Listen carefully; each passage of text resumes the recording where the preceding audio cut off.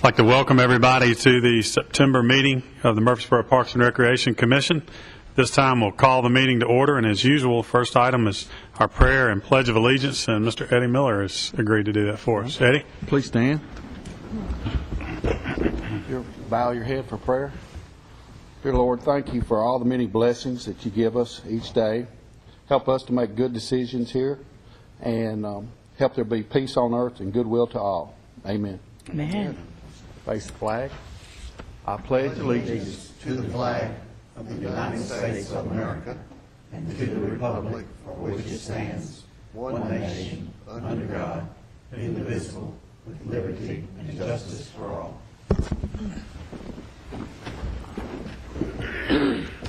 Thank you, Eddie. Everybody should have received their packets earlier in the week that contained the minutes from our previous meeting, which would have been July 13th. This time, entertain any changes or corrections to the minutes, and being none, motion for approval. Mr. Chairman, I move we approve. Second. We have a motion and a second. All in favor say aye. Aye. Opposed? Motion carries. I believe Lanny has an introduction of a new athletic coordinator he'd like to make today. Mr. Chairman, members of the Commission, it's my honor and privilege to introduce Miss Ann Gilmore as our new athletics coordinator. She comes out of private industry, and we're glad to have her. She has a master's degree in sports management. And Ann, if you'd like to say something to the Commission, go ahead. I would just like to thank everybody here at the city for making me feel so welcome in the new position, and I'm looking very forward to working with everybody and making all the great programs you already have even better. So thank you. Thank you. Thanks, Ann. Welcome.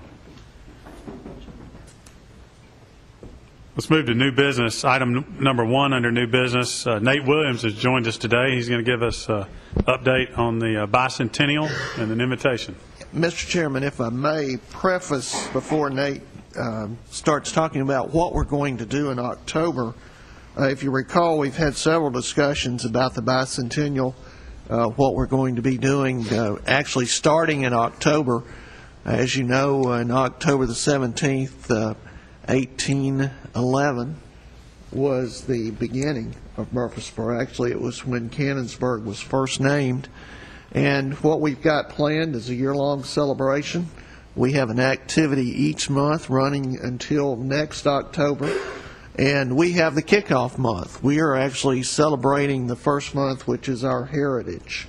And so we have 3 really fine events that Nate Williams and his staff have taken on for our department. And with that introduction, I'll turn it over to Nate and let him talk about what we're doing in October. Nate. Great. Thank you, Lenny. We're excited about this year. Each month has a different theme. We're covering our heritage. That's our month. Lanny's the chair for that month, and we've got 3 events. But to give you kind of a brief explanation, the months following, we're celebrating our beginnings, our teachers, healers, our people, our military, faith, arts, rivers, roads, and rails, music, stories, our work, and our future. So we got just a great event. The steering committee is putting together many events that's really just going to pay tribute to all the great things about Murfreesboro and the history and kind of where we're going as our community. But the first thing I want to talk to you about is our bicentennial kickoff celebration. It's going to be on October 17th, 2011, 11:30 to 1. Right out here in Civic Plaza. You have an invitation sitting up there. You should have one. It's a blue invitation. And what I'd like for you to do is take that and just tell everybody you know about that. We want the local community to come together. We're going to be doing a couple of neat things. We're going to be unveiling a bicentennial flag, which is going to fly out here in Civic Plaza in front of City Hall for a year. So we're going to be unveiling that. Bart Gordon is going to be a special guest speaker to kind of give some national perspective on Murfreesboro. We're really fortunate to have him there.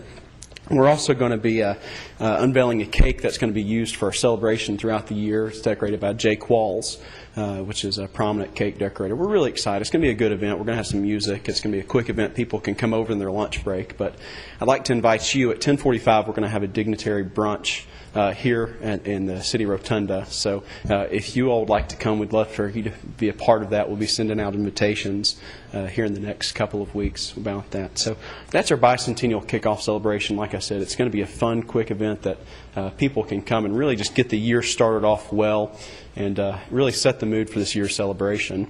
The second thing that we're doing is we're putting a bicentennial spin on Harvest Days, which takes place every third Saturday in October every year. It's a very popular event. We've got thousands of people who come out every year and kind of grown to expect certain things. We're excited about that. We're going to have old-time storytellers that kind of have a unique historical perspective of Murfreesboro.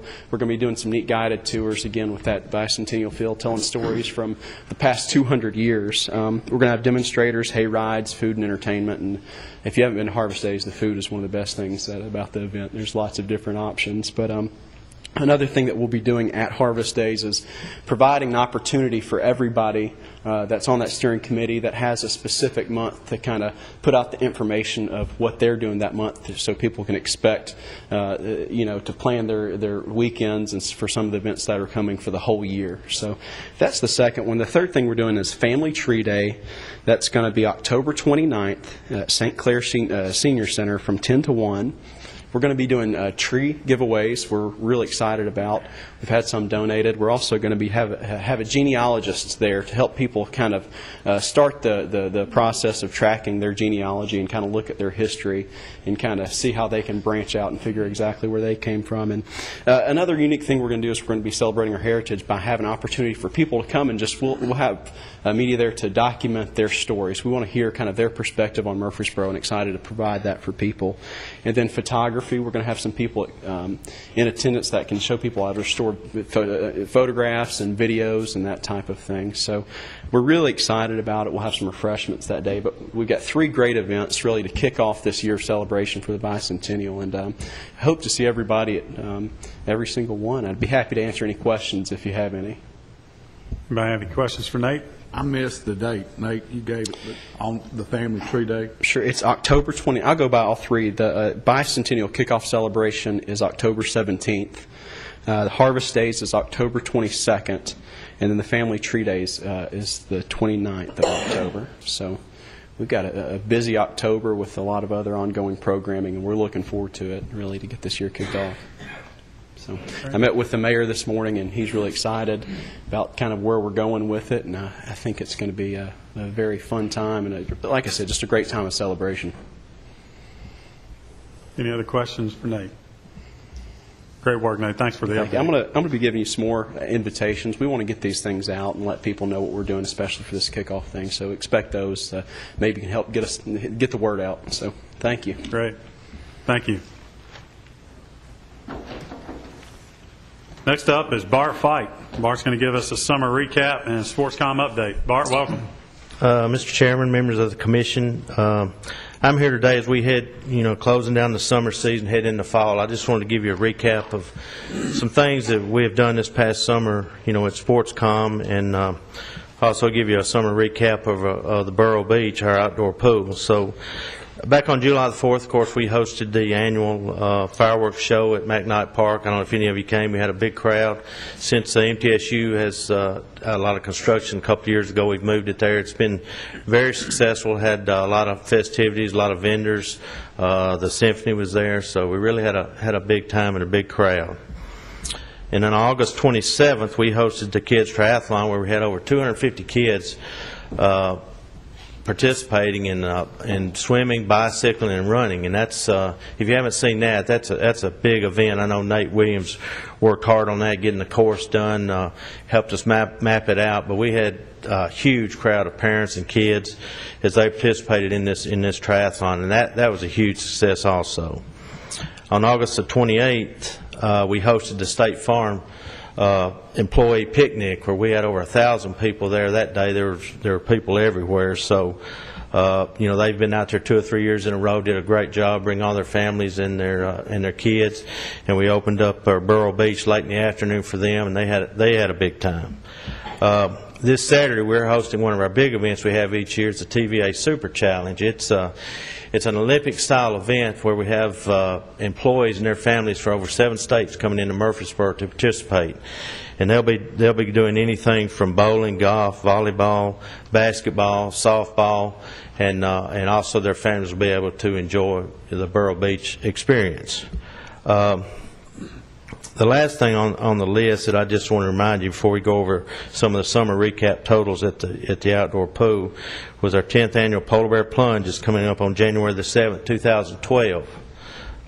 You do not have to sign up now, but we hope you do participate. It was 37 degrees last January, so hopefully it'll get up to 38 to 39 this coming January.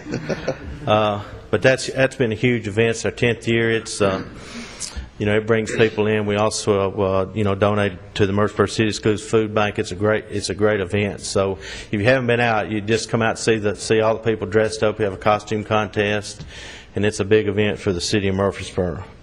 Down at the bottom of your page, you see our summer recap from Memorial Day weekend through the Labor Day weekend. And we went back to 2009 through 2011 because, as you know, last year in 2010 we lost a month with the outdoor pool. We didn't get open until July 1st. So you can see the figure there, how they've gone up every year. I know Tommy Gregory and his staff done a great job in the concession stand. We did add some new menu items this year, healthy foods, so hopefully we'll get that going in the future. A few things, what we did too, we've experimented a little bit this year. After the pool closed the regular season, we had a mom and tots time, which was 10 to 1. After the high schools went back in session, as they go back in session pretty early, around first week of August. So with the crowds gone, we thought the mom and tots would be good, where mothers would bring their little children to come out where it's not so crowded. And I know Nikki Hensley worked hard on that, but we had only certain portions of the pool open, but that turned out to be a great success with the little kids in the pool without all the big crowds around. So I know the parents and I know the kids really enjoy that. Hopefully we can expand on that next year. As you know, when high schools start back in, we lose a lot of our lifeguards. So we're planning some new programs. We've even opened up the pool rental for the month of September this year, the Saturdays and Sundays. So we feel like that's going to be a big success. Also, like I said, for the TVA, we'll be coming this Saturday to enjoy it. We try not to inconvenience any of the public when we do these events. We've moved our, the private parties back where after the pool's closed, then we have those. So the general public is always, has really the priority of the pool, which is what we want to do. Other than that, I think that's about it for the summer. Like you can look at these figures right here, and they've really gone up, and we expect a larger increase next year. But the participation's been very good. The weather cost us a few days, and the Labor Day, our past Labor Day, we got washed out, which we had our big plans for everything, but you really can't do anything about the weather. And we're sorry that happened, but that's all we could do there. So, but anyways, anybody got any questions or comments? Some impressive numbers. Anybody have any I got a questions? question. Yeah.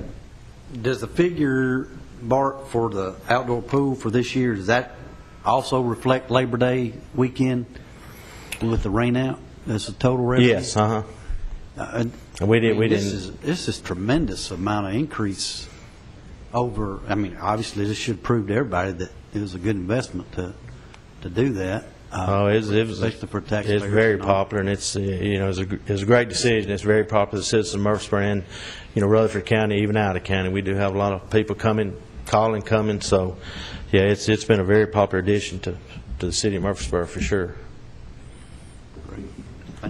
Bart, this TVA Super Challenge, is this the first year we've hosted that, or have we had that? Well, we've hosted it. We did not host it last year, but we hosted 2 years before. Now, what happened, the TVA, they decided to go somewhere else last year. But as soon as that event was over, they came back and said, hey, Murfreesboro spoiled us. He said, we want to come back. And I said, well, you come out, we'll talk to you and get the dates and everything, see if we can work it out. So, in fact, in their committee meeting where they had people from all over the state and other states said how they enjoyed coming to Murfreesboro and they wanted to come back. And I said, well, we'll be glad to, try to work with you to get you in there because it's bringing a lot of people into the city. All the motels and everything are full. So, but they've really enjoyed it, and they've been a great group to work with. So we're looking forward to a big event Saturday. They're hooked now. I think so. I'd like to make a couple comments about SportsCom, and I think it's pretty important. But I'm hauling kids up there all the time. Some playing volleyball, basketball, going to the pool, taking visitors from out of town. And in every instance, your staff was polite, just great manners, made you feel welcome. And I think it's little things like that that keep people coming back. Do a good job. Thank you.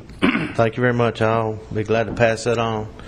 Like I said, we are stressing customer service. I know in the city is going to be implementing the program to try to improve on that. But that's what I know Patterson and SportsCom and our whole department strives to be better servants for the city. Any other questions or comments? Bart, thanks for being here. That's a great update. Next, Angela Jackson's going to talk to us about Kids Castle. Yes, Angela? sir. We've been talking about Kids Castle for quite some time, and I wanted to let everyone know where we are. First of all, at Old Fort Park, we have really made some improvements there in recent years with the addition of the Greenway and making that a Greenway hub. Of course, the new tennis courts. We are wrapping up now our stream restoration and water quality demonstration project that we've been working with the Water and Sewer Department. And if you haven't been by Old Fort Park recently, it is absolutely fantastic. We will be completing that this month, and we're really looking forward to having that as a key feature and a key demonstration area for stormwater management and for water quality in Murfreesboro. Our next big thing at Old Fort Park is the renovation of Kids Castle, and we plan to do that this fall. We've been working for quite some time to put that together, but have recently received our executed contract from the state of Tennessee for the grant that we received. I know I've come to you before multiple times recently about the renovation of Kids Castle. We applied for and received a grant through the state, a local Parks and Recreation Fund grant. It is a $150,000 grant that requires a match from the city. Last year, the City Council did approve a resolution to make that match. So we're looking at a $300,000 project to renovate Kids Castle. We are, our next step is we will be putting out the RFP, the request for proposals, to playground companies.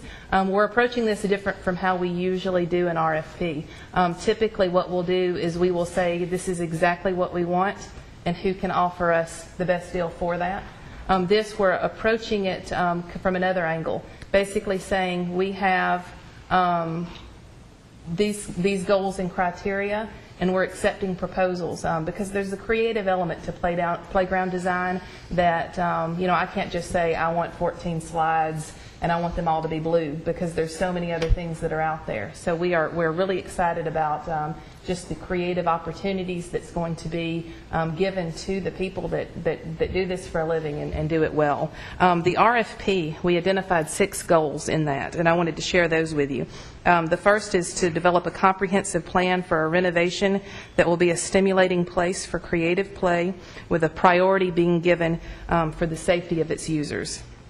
To design elements and materials that will have longevity, that are low maintenance or maintenance free. That's something that is, of course, very important to us as well. To create zones that are age appropriate with features that challenge children to be physically active. And that's, we tried to match these goals to a lot of other goals that we have, and just addressing making our children more active through every angle we can is important to us. We want it to be accessible to children of various ability levels, incorporate innovative design to meet ADA standards and allow for diversity in use, and to maintain consideration for the ambiance of the area with the design that fits the park space. And finally, we said our final goal is to generate excitement in the playground's design and features, to create a space that will capture the attention of children and their families for maximum play value. One of the things that we've trying to be very considerate of is the history of Kids Castle, the effort that the community put into creating that space in the first place, and that's something we want to be very respectful of and create a space that our citizens are very proud to go to and a good place to play. Any questions about the project? I got a question. Sure.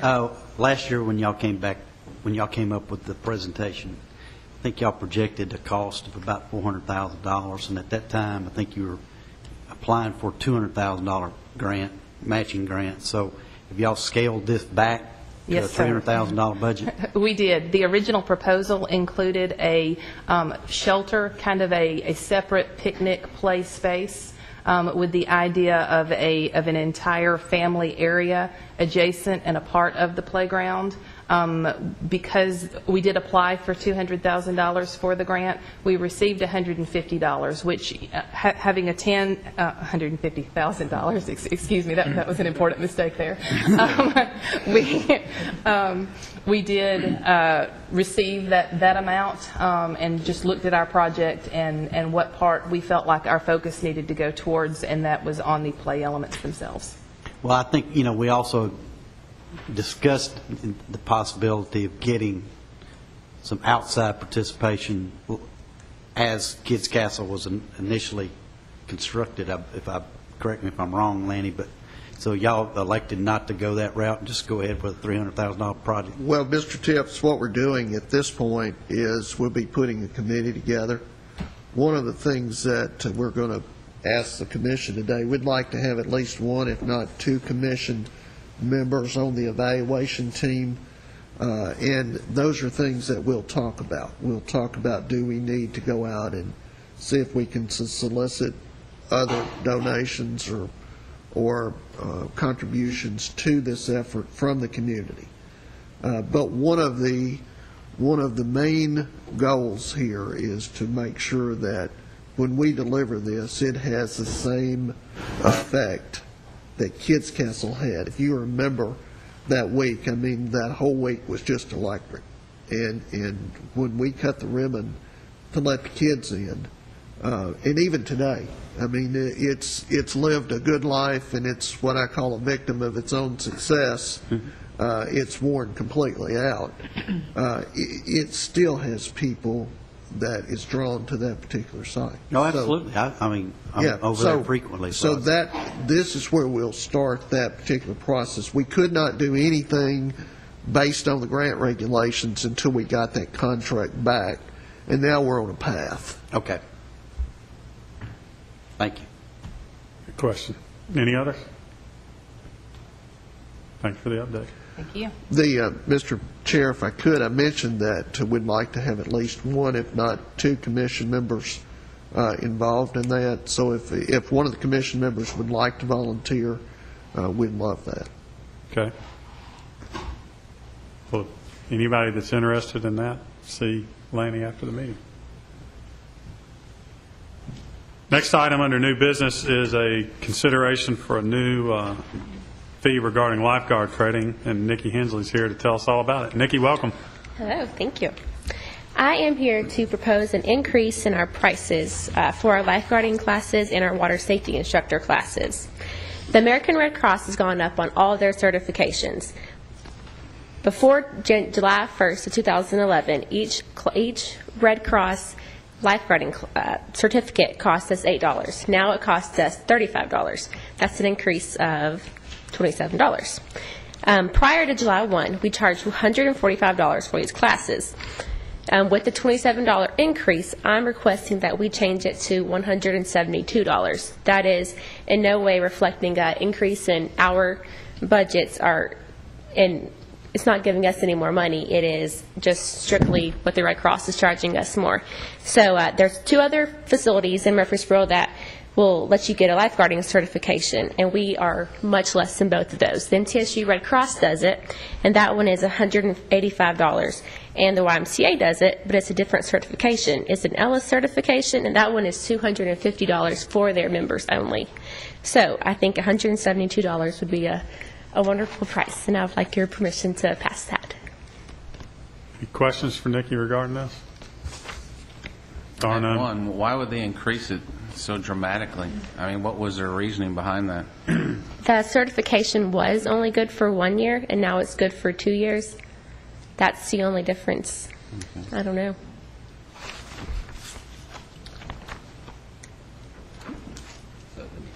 Do you see this increase being a problem with hiring? I would see it being a problem if we were, more than all the other places, but we're still the cheapest. So no, I don't. I guess I have one more question. Is there another certifying agency out there that's respected and could be an option in the future? There is Ellis. That's who the YMCA does, and a lot of places are going to that certification. It's a lot more expensive though. Like the YMCA charges $250 for that certification. Is that part of their markup? I mean, do we know what their base rate is? I don't know what their base rate is. No, Okay. I don't. I could find that out for you though. Thank you.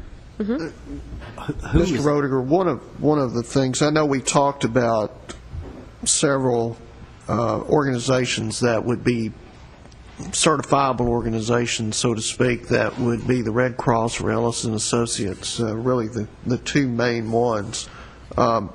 It ties into the whole program so that if you want to get your lifeguards and swimming instructors and so forth certified by the Red Cross, you go generally by the materials that dictate what we teach in swimming lessons and other areas. So what we've chosen to do is stick with the Red Cross. Ellis and Associates has some other elements in there that we've looked at before. We have been Ellis and Associates in the past, and for several reasons we've chosen to stay with the American Red Cross. And it's unfortunate they went up that much, but even going up that much, we still think with tying the entire package together for aquatics. I guess sometimes I think back when I had that lifeguard certification from the Red Cross, and that was $25 way back when. It just seems like a big chunk of change for some teenage kid. Well, That's all. Mr. Roediger, I can respect that because it used to be that everything that the Red Cross taught was free except for the books Exactly. that you had to buy. And the books were $5 or $10, and that was it. So I think you can rest assured, though, that the Red Cross operates for the benefit of people in general. Not, they're certainly not a for-profit enterprise. And Mr. Chips, it's a proven program. It has worldwide accreditation and recognition, so we've chosen to stay with that path. just with all things, there's liability issues that come into play, and as a consequence of that, sometimes that drives up cost, and that's without knowing anything else, that's probably one portion of the situation. Are you needing a motion? Yeah, we need a motion for approval of this. It is a fee change. I move that we go along with the fee change and remain with American Red Cross as the provider. Second. Have a motion and a second. Any other discussion? All in favor say aye. Aye. Opposed? Motion carries. Thank Nikki, you. thanks. Good work. Next item, Angela Jackson is going to lead us in the discussion of a new memorial and donation policy regarding the Greenway. If you guys will recall, I think we discussed this a meeting or so ago and asked them to come back and start working on some policy work, and we're going to talk about it today. We did, and this memorial and donation policy, we would like to be to consider it for our entire department, something that is going to really consider as many things as we could think of in terms of potential donations and potential situations that where people would come to us and say, we want to donate this, we want to memorialize this. We wanted to really make a policy that could help guide those decisions.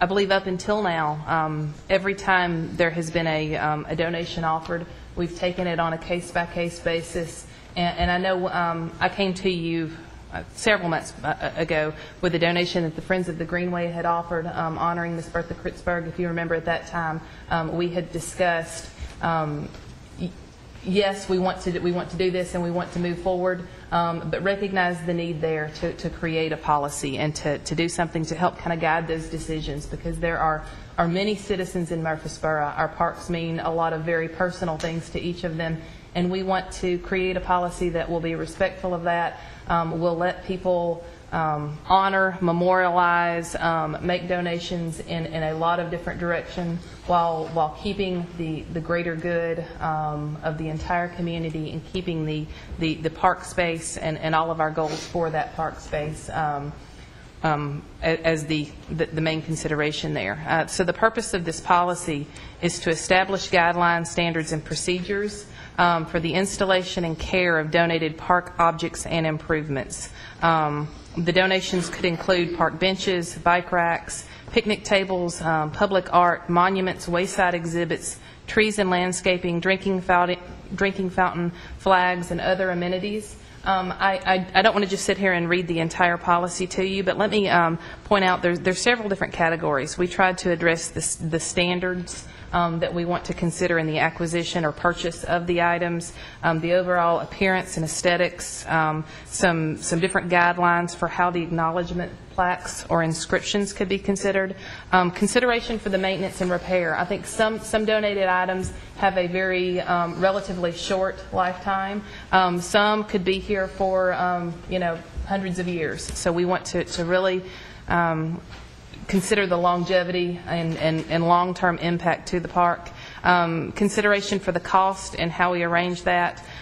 Discuss additional requirements. For example, if someone wanted to donate an art piece that was very large, we might require a structural engineer or another certifying system as needed for whatever the donation is. So we wanted to leave enough leeway in those requirements to consider a case by case if there was something large or unexpected. There is a procedure application. One of the changes in your original packet, I know I placed at each of your desks a revised version. We made a change since the packet went out in terms of the authority for approval. It's on the third page of your document, and tried to really consider the steps for that. And what we have proposed before you is that the Director of Murfreesboro Parks and Recreation Department can approve the donation of trees, landscaping, and park amenities such as benches, table, or similar. Basically, the smaller items. We didn't want to have to bring every donated tree through all of the processes, so we wanted to let that authority go to Mr. Goodwin. But the Parks and Rec Commission, when the director makes a recommendation to you, you should consider request for wayside exhibits, sculpture, monuments, or other similar items. The commission may recommend approval to Murfreesboro City Council, who has the final authority to accept donations on behalf of the City of Murfreesboro. We outlaid some different criteria for acceptance. We want all the donations to fit the mission and goals of the Parks and Recreation Department. We want them to meet a true need in the park and not interfere with the intended current or future use of the facility.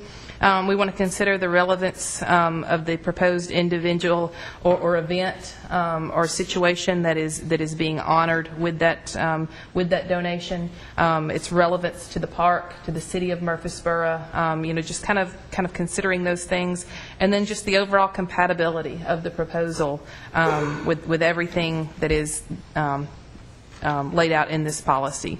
The key point, in my opinion, is the very last item where it discusses memorial or donation programs. I did a lot of research in trying to put this together, looked at a lot of different other communities, other cities, what type of things that were really out there. And one of the things that really impressed me most were parks and cities that had almost a shopping list of donations, or that had a tree program, some very specific, for $50 you can have this, for $100 you can have this, for $1,000 you can have this. This is the bench that fits the design of this park, and this is how much it would cost to install it, and this is the plaque you would receive. Some very specific things. So what I would like to do after the consideration and passing of this policy is to challenge our staff to really look at different sites and establish some of those some of those individual programs that would fit to this. For example, if we created a tree donation policy that really, for example, we said we're going to do native trees, we're going to involve our urban environmental department in helping us make the selection of where the trees fit and how they're going to best grow in various areas. And we put together those programs so that you could just participate directly in a program. I think a lot of people would be more open to donations if they had a very clear opportunity rather than just kind of starting from scratch with their own ideas. We can we can go that direction, and we have in the past. I know we talked about Kids Castle earlier. Part of that included a lot of donations, and the Brick Walkway is a pretty common fundraiser. So a memorial brick walkway would be an example of a program that could be attached to the policy. We want a standing policy, and then the programs could change. The prices could change. There could be a designated number of participants, and when it's complete, it's complete. At Barfield Crescent Park, for example, there's a memorial tree garden that was done in cooperation with hospice. The trees were planted there. The plaques and the person that the tree was donated in honor of was kept at the hospice office. That's a program that we have done in the past. Would be an example of something that would fit within this. Okay. Just like to remind everybody our purpose today is purely discussion of this. Correct. Provide any feedback, council, that we would like for them to take back and consider, and then subsequent to that, at a following meeting, we'll actually vote on the policy product at that time. This looks, I've got a couple of questions, I guess. Back to the procedures on page 2 and 3. Is it your intention to draft an application that'll be attached with the policy? Yes. Okay. And the last section on the memorial and donation program, you're looking at that as being an amendment to the overall. This draft document you have here, I guess, is intended to be the policy. Correct. Right. And then the things that you mentioned, the laundry list or grocery list that you mentioned, would be an addendum to that. Not necessarily an addendum to the policy, but a program that fits the guidelines of the policy. Something that could have a beginning and an end, something that could have a change. We might bring the entire program to you for approval. You would use the policy as a guideline for that program. Right. And it would be a blanket for that whole program instead of individual approval. That's correct. And we've seen it in several different forms. I've seen it called Christmas in July, where it's just a booklet. And what staff has done is gone through and evaluated things that are needed in each one of the parks, or replacements of things that are needed in parks, benches, water fountains, etc. And it gives people an opportunity, if they would like to, purchase a tree, a bench, whatever, for that particular park, but it fits within the program of what we're looking for, and it's beneficial to what we're doing, and it stays on mission. Do you intend to have the application completed, the form that you'll use completed as part and parcel of your policy? I can put together like a basic, as far as the contact information, the information that's required. My intention with in the application portion, basically A through J is a list of the information that we need, and some of that is going to be, could be broad or specific based on the item that's donated. For example, if it's a bench, it could include a picture of the bench, a price of the bench, where it's going to be coming from, and then that's that. If it's an artistic sculpture, there's a lot of different, there's really not a one-size-fits-all application. So A through J basically just outlined all the considerations for that. If you feel like it would help make it more clear to you, at one point I actually did have an application, and all the little lines were, I was afraid people would try to squeeze them in and went to this format. I don't mind going back to the other format just for the purpose of clarity and requiring the attachments in terms of an application. Yeah, I think it'd be more user-friendly if you had an actual application. Sure. And you could, obviously, in that form, just include comments that if additional Sure. space is required, attached, so forth. Sure, we could ask for. I think for attachments. consistency, you should have an application. Absolutely, I can certainly make that. Any other suggestions, questions, or recommendations? I like the idea that you was talking about where the Parks and Rec know specifically what specifically they need for each area. Because when I think of donations, or somebody donating something, I may have an old bench that I may want to give and feel like it needs to go to the Park and Rec, and if I don't see it there, I'm going to be a little upset. But if I know that there's a Pacific bench that the Parks and Rec department need, it's built like this or it costs this much amount of money, then if I want to donate or give towards that cost, that seemed like it'll cut down a lot of confusion, because a lot of people think, well, I had something to donate and they didn't accept my donation. So, but I think, if, like you said, if you have a Pacific, whether it be Patterson or be Oakland or be any other parks or even the waterways, if you have a Pacific area that you feel like, whether it's trees or some kind of statue or something, I think that'll give people a clear idea, because when you think of donations, they feel like they just want anything or accept anything. But this kind of eliminates all that and kind of don't let nobody feel and gets hurt as well, Absolutely. We want to be as inclusive as we can, but we don't want to end up with a hodgepodge park. Right. Yeah. The other thing that I know that we have discussed as staff is that there's not a lot of art sculpture within the park system here. Matter of fact, really what's on the plaza that you see in front of the library is really about all we have. And we have other things. We had wayside exhibits on the trail and some other things that are standards. But we envision, as we grow as a community, that groups coming together would like to do things to beautify the park. If you think of Riverfront Park in Nashville, you look right across the river, there's this huge art sculpture.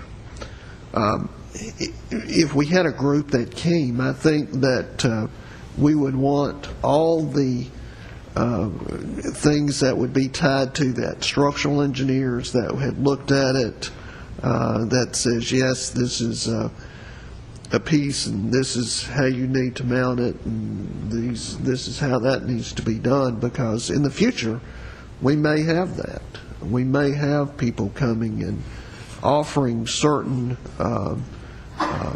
art pieces, etc., to the Parks and Rec Department, and we need to make sure that, number one, it fits in what we're trying to do in terms of telling the story of the park system, or if it accomplishes enhancement of that particular park site, etc. So we've really looked at it from the very big pieces to the very small, and how we can do that. We think this policy gives us a latitude to make those decisions. Any other questions or comments for them to take back and tweak before bringing it back for approval?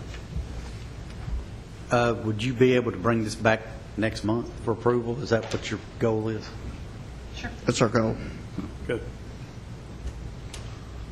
Thank you. Good work. Look forward to those changes and finishing it up next month. If you're reading the policy and you see something that you have a question on, feel free to give us a call or email us anything that you feel that you would like to see us address in this policy, and we'll try to include that in the next draft. Good. Thank you. Last item under new business is Becky Johnson is here and is going to give us an update regarding some events and programs coming up. Becky, welcome. Hi, good afternoon. I'm going to just highlight a few of our many, many programs that we offer. Coming up very shortly, actually, is our Greenway Art Festival. We have that where it's a gathering of the finest artisans in Middle Tennessee, and every year they expand to include new and unique talent.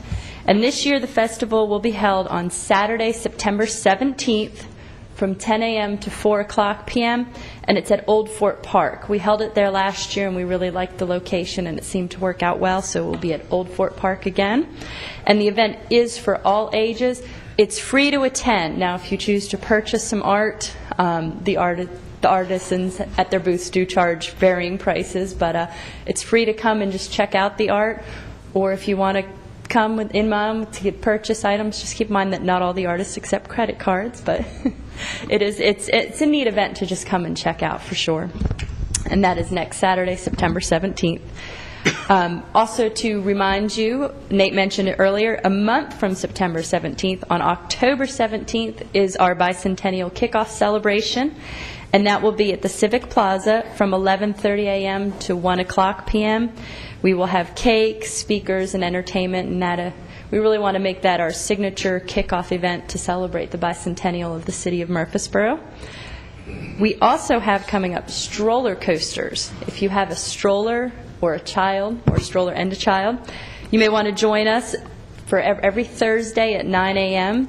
They meet at different locations. This Thursday, September 8th, they'll meet at Barfield Crescent Park at shelter number 4, and that's to help you get a little exercise, meet new people, and enjoy the Greenway and our park system. Also along that physical fitness line, you can take the Gateway Challenge. And that is whether your goal is better fitness, weight management, meeting new people, or just getting out of the office, the Gateway Challenge can help you get motivated to walk 30 minutes every day. They will have group walks on Wednesdays at the Gateway Island, but we're also trying to encourage participants to sign up for the program, walk on their own, and track how often they walk 30 minutes a day. And there will be prizes for those who walk 30, 40, or even 50 days. And there's no fee to participate. And for more information and to sign up, you can contact Melinda Tate, and she is at 893-2141, which is our Greenway office. We also have coming up our last splash out for the year. Many of our children will be having a half day on September 15th.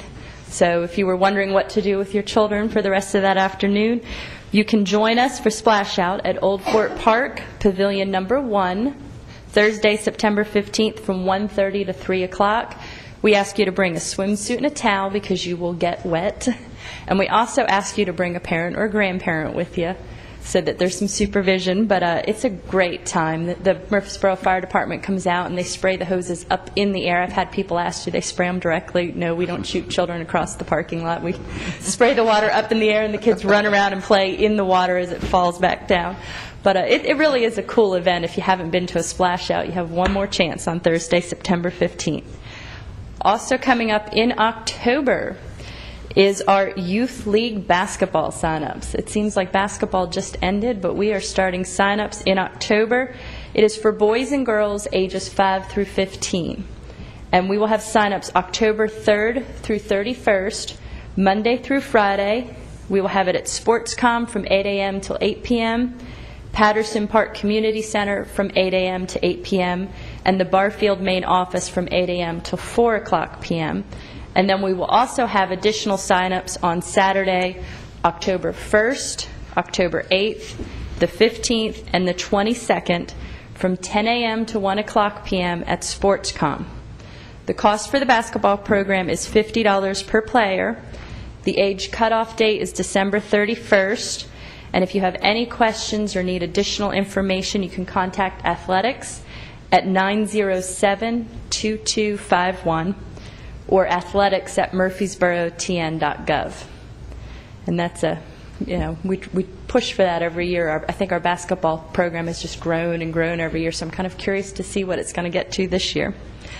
And also, if you don't already have a copy of our September through November Rec Connection, it is available at our Park and Recreation sites, many of the city offices. You can also download it off the website at www.murfreesborotn.gov/parks. And while you're online, if you're looking for the Rec Connection there, don't forget to friend the City of Murfreesboro on Facebook. And you can also download the Rec Connection from Facebook as well. So that's just a few of our upcoming programs. We have a lot offered for fall. When I come back in October, you're really going to need your pens and paper because October is our special event month. We have something going on constantly in October. Any questions for me? Any questions for Becky? Thanks as always. Appreciate you being here. That concludes new business. Is there any other business to come before the commission? I have one quick question. Do you have an update on the fish kill? Did we find out any more? Mr. Chair, it just looked like Sam Huddleston, who is our environmental engineer, called it kind of the perfect storm that happened. Because of the heat, you remember the intense heat, you don't think of it now because it's been 59 degrees for the last couple of days. But because of the intense heat, in October there's a phenomena that old farmers call where the pond turned over. And of course that depletes a lot of the oxygen from the water, and of course we have reprocessed water that we're using, and you know the adding of those and so forth just kind of created the perfect storm, so to speak, and that happened. So we were able to clean that up. We got an environmental group that came in and cleaned that up. There was no danger to anyone, public or employee. And I was actually surprised. If somebody would have said there was that many in there, I would have bet them that there wasn't. But there's still quite a few in there. They're thriving, and a lot of waterfowl and turtles and everything else. So hopefully in the future that will not occur. I think if I could add the message that I would like to see the public get from that is if you would like to make a donation to one of our parks, kind of back to donations, if that isn't a live donation, please talk to us first. Sometimes people will bring, like the fish that died in that fish kill were not, I mean, they were little goldfish, like cousins to koi type thing. People will drop off random things to our parks sometimes, unwanted pets or plants or that type thing, and that's not our intention and purpose. We want native animals and native plants and our ecosystems to be balanced appropriately. But just wanted to throw that in. And that could have contributed, Mr. Chairman, because honestly there were little goldfish like this big and bigger, but the majority of them were of a goldfish variety. Thanks for the update. I was amazed at the number of people asked about it. Yeah, and you know, I think if we'd have had native fish are very tough and survivors, so I think that probably wouldn't have happened. But just like Angela said, if you go to Discovery Center, you see the parrot feather there. Parrot feather is a plant that people put in aquariums. It looks really nice in an aquarium, but it is very prolific. I mean, it spreads like crazy, and if you introduce that into an aquatic environment, it gets so thick that you can go down to Discovery Center and you can see the turtles walking on top of it. So it's something that's invasive that we have to remove. So in the gesture of goodwill, sometimes we need to have a closer screening process. So if folks could check with us before introducing fish or plants or things into the environment, we would certainly welcome that. That's a good point. Thanks for the update. Any other business? Move we adjourn. Have a motion to adjourn. Need a second? Second. All in favor say aye. Aye. And we stand adjourned.